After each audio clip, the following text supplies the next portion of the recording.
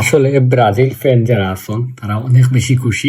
তার সাথে আমিও খুশি, কারণ হইলো নেইমার জুনিয়র বিশ্বকাপের দল চান্স পাইছন, সুযোগ পাইছন। তো তারার কোচ তান্ডা অনেক বেশি ধন্যবাদ, আমার মন থেকেও ধন্যবাদ দিলাম।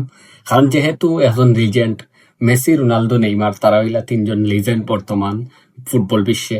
তো তারার মাঝে যদি কেউ এখন না থাকে, খেলাটা কি দেখতে ভালো লাগে না? আমার মনে হয় মেসি, নেইমার বা রোনালদো তারা যাওয়ার পরে বেশিরভাগ প্রজন্মে একটু, বাংলাদেশের বিশেষ করে প্রজন্মে একটু ভুলি যাব খেলা দেখাটা।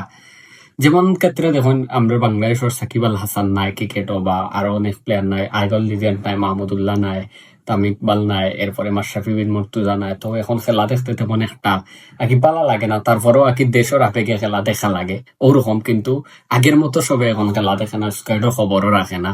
তো গেছে টেস্ট, আমি ওই তো জানি, পরবর্তীতে একটা দেখি 2 দিন হয়ে গেছে টেস্ট।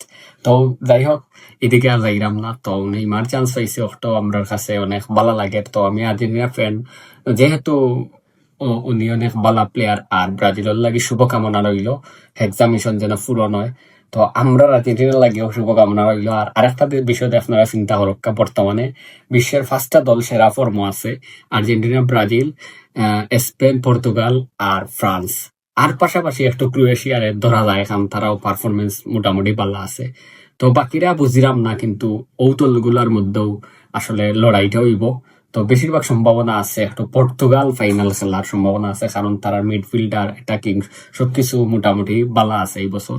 আর ফ্রান্স তো অসাধারণ আছে বর্তমানে। তো চেষ্টা করব আর কি, আমরা চেষ্টা করবো যে আমরা চাইমু যে, আমরা তো চেষ্টা করতাম না, আমরা চাইমু যে আর্জেন্টিনা নিত, কারণ আমি আর্জেন্টিনা ফ্যান বা ব্রাজিলের ফ্যান রয়েছে ব্রাজিল। তবে আমি চাই ব্রাজিল আর্জেন্টিনা একটা ম্যাচ পড়তো, হয়তো সেমিফাইনালও, হয়তো ফাইনালও। ফাইনালও পড়লে সব থেকে মজার বিষয়টা হইব। তো এই বিশ্বকাপের যদি ফাইনালটা যদি আর্জেন্টিনা ব্রাজিল পড়ে, চিন্তা করো, আমি ইতিহাসের সব থেকে সেরা বিশ্বকাপ ফাইনাল থাকবো ওটা।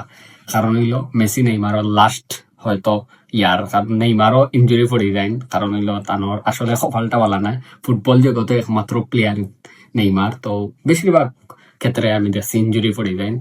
তো লিওনেল মেসিও ফুটবল জগতের অন্যতম, তো অনন্য, তানোর আসলে তুলনা করা যায় না। কোনো প্লেয়ার মেসির লগে তুলনা করলে হইতো না, এখন অনেকে মানতা নাই আমার এই কথাটা।